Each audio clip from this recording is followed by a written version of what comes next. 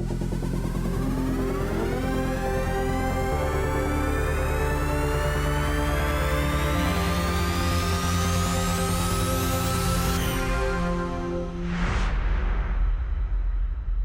back for part 2 of the DS9 installment of our Talkin Trek series. Lee, I think the biggest comparison between DS9 and Voyager was that the disarray, the recovery from the occupation for Bajor wasn't just solved after the pilot. A little bit like Voyager was, you know, the Marquis ship gets blown up in the suicide run, but then in the very next episode... Oh, I've got so much to say about the storytelling of Voyager. You know, I mean, not to say that after Caretaker... Next week. Exactly. Next week. And you know, it's not to say that after Caretaker everything was forgotten about, but certainly by the end of the first season of Voyager... Might as well have been. It might as well. Next week. But I digress. But, you know, with DS9, it very much was always still there, and we were still... Yeah. I mean, there was an episode... Oh, the emissary story went right through. Yeah. That's what I really enjoyed. The prophets, the fully formed religion of the Bajoran people, which was their driving force, was stunningly crafted and extraordinarily interesting to watch,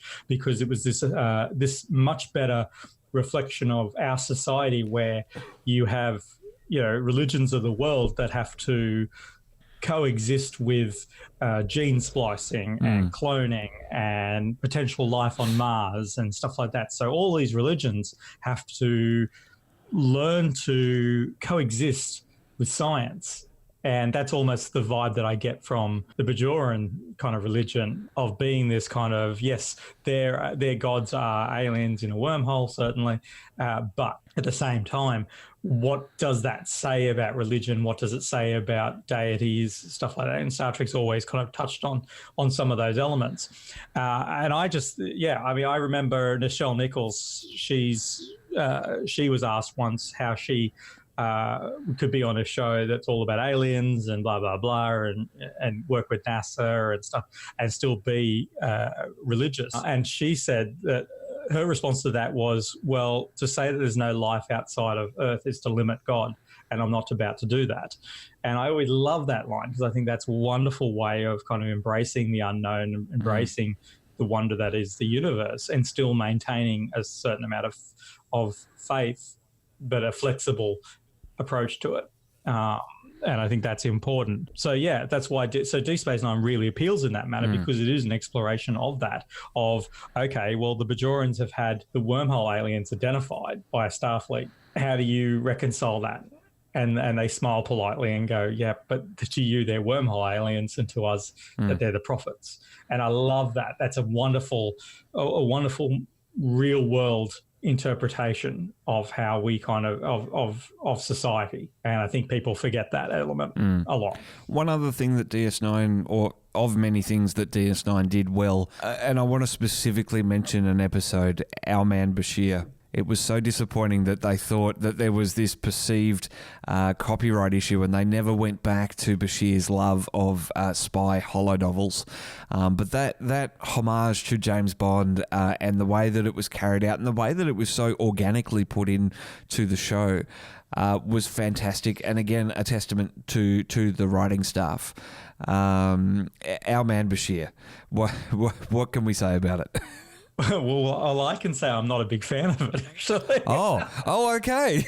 I'm not a holodeck guy. I don't like holodeck episodes. I didn't like Dixon Hill. I can't remember which writer it was that came on board with Next Generation and said, all right, we need to get rid of this holodeck thing because that's going to be a crutch for writers. And Gene Roddenberry was not impressed because that was his baby.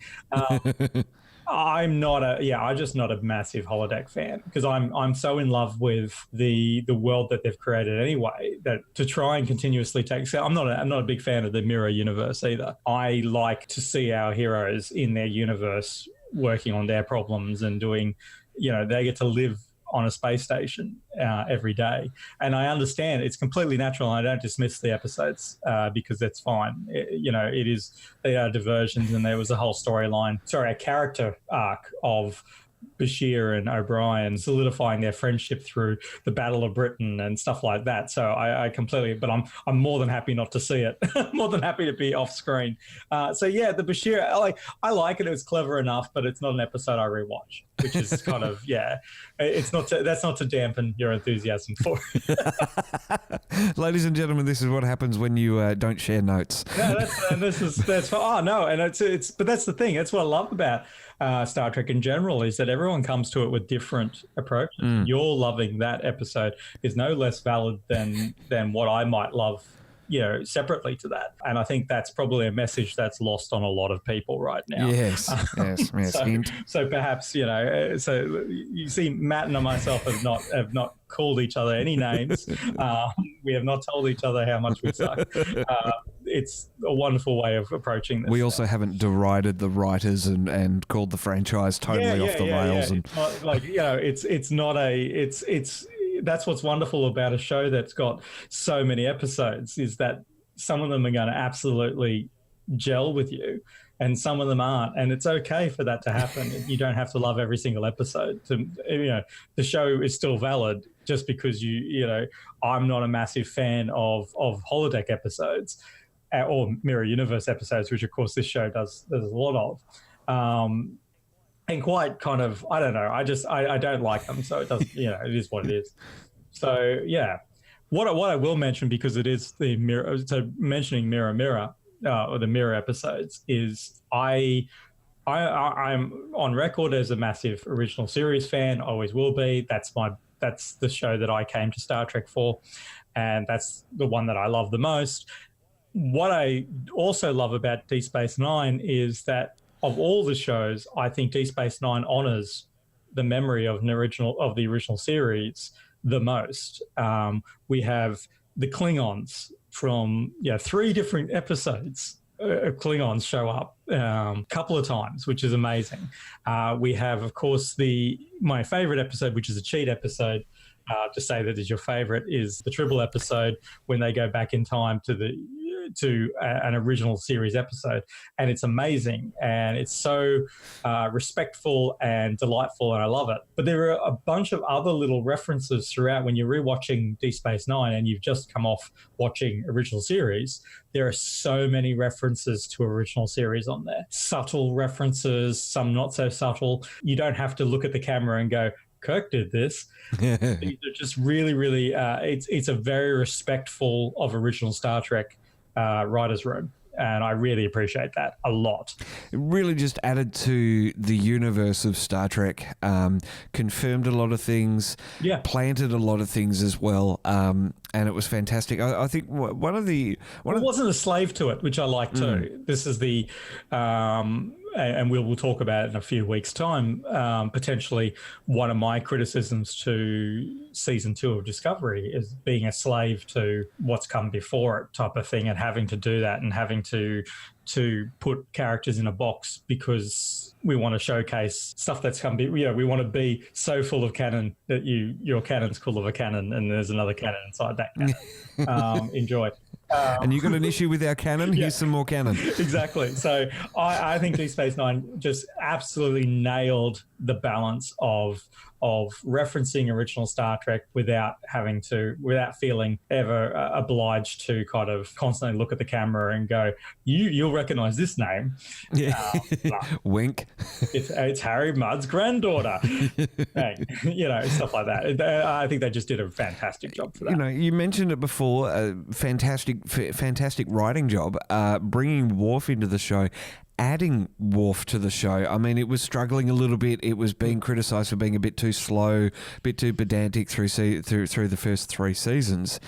They added in a whole character that we already knew so much about, but probably had his biggest character exploration in Deep Space Nine in his second series. In Worf.